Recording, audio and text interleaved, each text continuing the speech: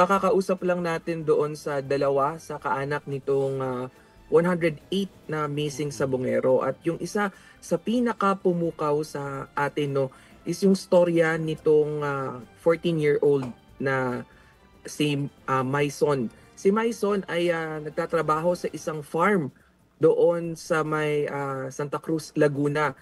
Nung una, nagpapatuka lang siya ng mga panabong na manok at noong ngang December 30, 2021 ay kinailangan niyang kagatin itong offer ng ilang sabungero na maging assistant siya doon sa sabungan dahil may extrang 1,000 pesos na bayad.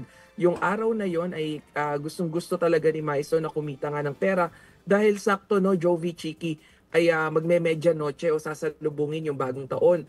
So kamamatay din ng kanyang tatay nung mga panahon na yon. So sabi niya ito na yung magandang pagkakataon para kahit papaano maibsan yung sakit na nararamdaman ng kanyang kaanak.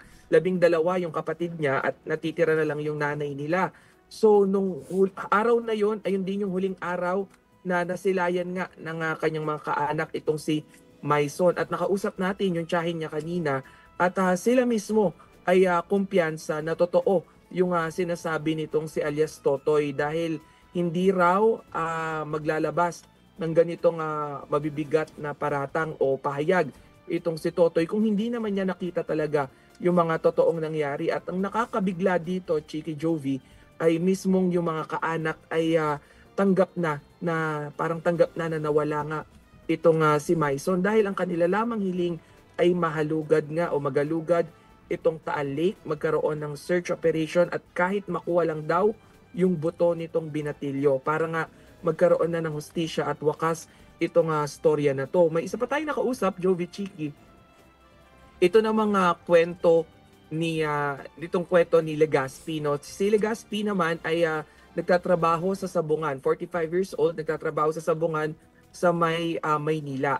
At sinabi nung kanyang kapatid na magandang pa-birthday na ito dito kay Legaspi dahil sa July 28 ay 45th birthday na nito. Kaya kung mabibigyan daw ng hustisya agad itong pagkawala ng mga kapwa sabungero at mismo ng kapatid nila ay mapapanatag na rin sila.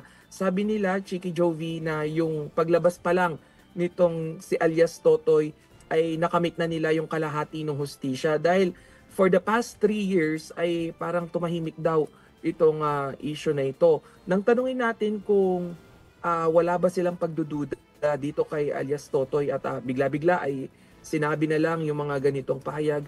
Ang sabi nila ay mas mabuti siguro na pakinggan si alias Totoy dahil may personal attachment ito dito nga sa itinuturong mastermind na si Charlie Atong Ang. So sa ngayon, sila pa lang yung mga nakakausap natin na kaanak at may isa pa tayong niluluto at sinabi nga nila na sana magtuloy-tuloy daw yung pahayag nga o paglalabas ng impormasyon nitong si alias Totoy dahil dito raw sila mapapanatag yung ilan doon sa mga kinakausap pa natin ngayon may agam-agam na magsalita dahil nga nung napanood nila itong mga interview kay alias Totoy ay baka daw magaya yung kanilang sitwasyon na pinaiikutan na pinamamanmanan yung kanilang mga bahay.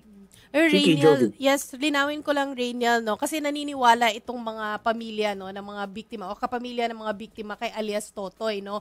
Pero, linawin natin, personal ba nilang kilala si alias Totoy? O, kasi sabi nila, kasi parang may personal naniniwala sila may personal attachment talaga. And hindi naman dinedeny din yun, no, ni Ginoong Atong Ang. Pero si alias Totoy ba ay personal nilang kilala na ganun-ganun na lang maniniwala sila?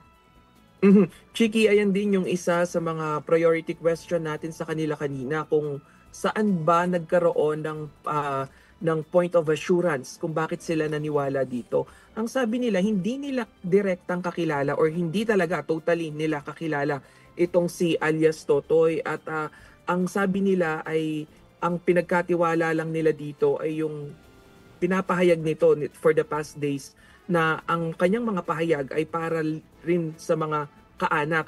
So yun yung parang selling point sa mga kaanak na parang yung isa sa paglabas, isa sa mga rason ng paglabas ni alias Totoy ay para mabigyan ng araw ng hustisya itong mga kaanak na ito. So yung dalawa sa nakausap natin ay, so yung dalawa sa nakausap natin ay ayun nga, no, sila yung nagsasabi na naniniwala sila dito. May isa pa tayong kinakausap at sinabi rin niya na parang lehitimo naman o legit itong mga statement ni alias Totoy dahil nga yung assurance na nakuha nila na kahit pagbali-balik na rin daw yung tanong kay alias Totoy ay handa itong sumagot. Hindi katulad doon sa mga ika-counter naman na magbibigay ng pahayag nitong inaakusahan na si yung business tycoon na si Atong Ang.